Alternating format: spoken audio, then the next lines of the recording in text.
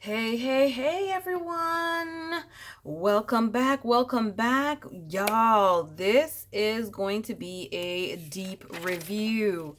In this review, number 14, we are going to cover Deuteronomy 11, 12, 13, 14, 15, 16, and hopefully, because we'll be rolling over into the next month, hopefully we can get to maybe 17 and 18. So let us take a look and see. But this is so deep. And yeah, so let's get in. Hey everyone, my name is Tamara and I am the paper and pen girl for those that are viewing my channel for the first time. I'd like to say welcome. Come on into the room. Please make sure that you're leaving me a comment down in the comment box down below. And hit that subscribe button. I not only am sharing with you my journey of reading through the Bible in a year by doing these little reviews for you all, but I am also just sharing my truth with you all because I'm a simple woman who is trying to get to know God a little bit more, who does not always do her reading every single day like she's supposed to, but still I've got to keep on holding on to the hem of his garment, and I'm encouraging you to do the same.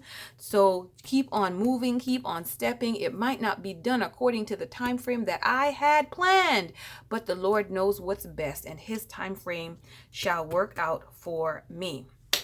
So let's dig right in. Let's dig right in. So Deuteronomy 11 is where we're going to start in. And Deuteronomy is a beautiful chapter. If you have not listened to it, read it, please do. Deuteronomy is such a beautiful chapter for you to read. It's full of blessings and potential curses for you.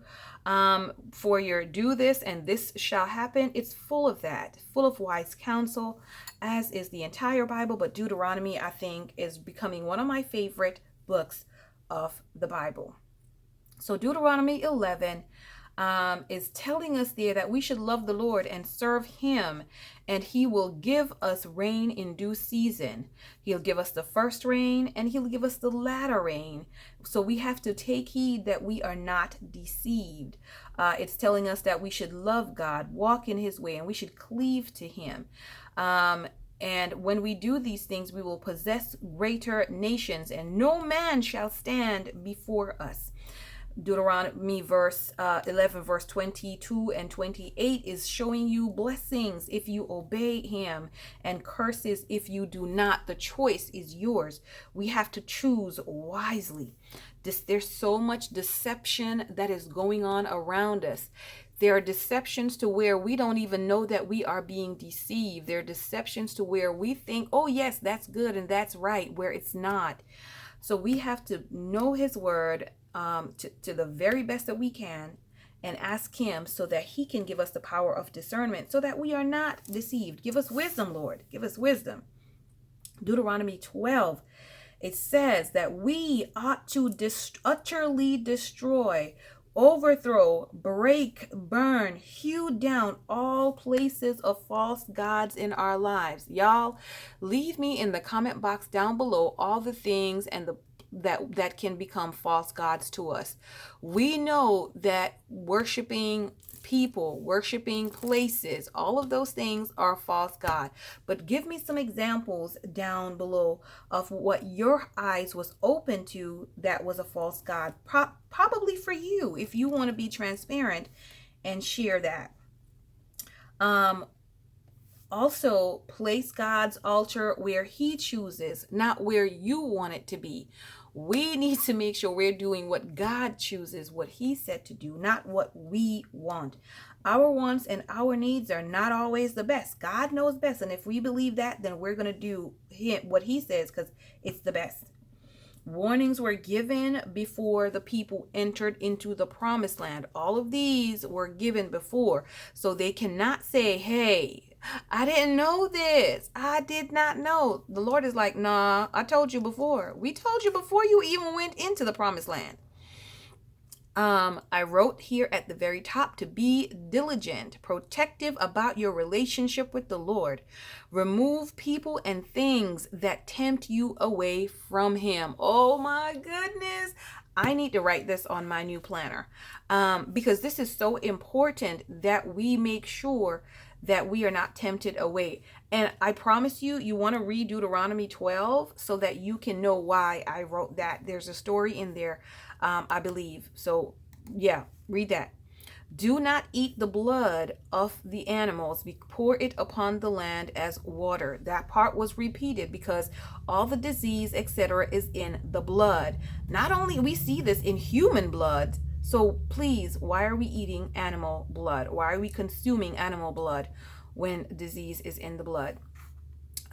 Do what is good and right in the sight of the Lord. There will be a blessing unto you and your generation if you do that. Do not add or take away anything from the word of God. Oh my heavens. Oh my heavens. I try my best doing these reviews, y'all, to recall and remember and say the correct things, but I'm human and my mouth fails me, my brain fails me. And so I may say something that I meant to say the right thing, but what I meant didn't come out that way. Have you ever experienced that you meant to say one thing, but something else came out? Let me know if you've done that. And so in my humanness, I can fail. I can utterly just fall flat. I cannot take away nor add anything to the perfect word of God. I can't, because I'm not perfect. I'm so far from it. Right? And so be careful not to be adding your own thoughts, your own opinion, your own interpretation. The Bible will tell you what it means. And I think a lot of people have done that, are doing that, and we need to be careful to not do that. Deuteronomy 13, it says, any prophet tempting you to follow a false god is a test. Y'all heard that? It's a test. Do not follow. Your friends and family, tell them, do not follow. Do not follow anyone that is tempting you away from God or tempting you with a false god. Deuteronomy 14 and 15, it gives you a list of clean animals that you can eat, less the blood. God is wise, y'all. There is reason why he said, do not eat these particular type of animals. He has a description so you can know whether it's, parted at the hooves, whatever. He has description and he has laid it out. He has a test where you can test if this particular animal is good for consumption, less the blood. So I know many people eat things and they're like, oh, this is delicious. Yeah, but that's an abomination unto the Lord. You should not eat that. It is not designed for your body to consume or to eat. So we have to be careful of that as well. The Lord's release. There's something here called the Lord's release, which anyone that owes you in the 7th year, you should release it. And I thought this was so amazing, y'all. And I thought this was amazing, not only monetary wise, but can you imagine like holding on to unforgiveness? Holding on to some type of grudge, holding on to something. This spoke volumes to me about releasing. This is the Lord's release. Release it and let it go. And so I had to make sure I put an asterisk next to that because that was beautiful to me. So Deuteronomy 15 verse 5, it says, only if thou carefully hearken unto the voice of the Lord to observe all these things which I command thee this day. So when we do that, we are going to enjoy the blessings of the Lord. Deuteronomy 16 had the list of the different types of feasts that were done in those days. And so that was listed in 16. I'm sorry, not 15. That was listed in 16. So let's go over here. Pop that out. And we're going to do Deuteronomy 17, and that's it. And 17 only had 20 verses, and those 20 verses were pretty good, but I summed it up into saying one thing. Do not sin presumptuously. What does that mean?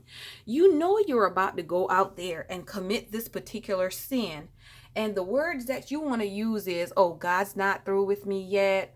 Oh, God will understand. I have no choice.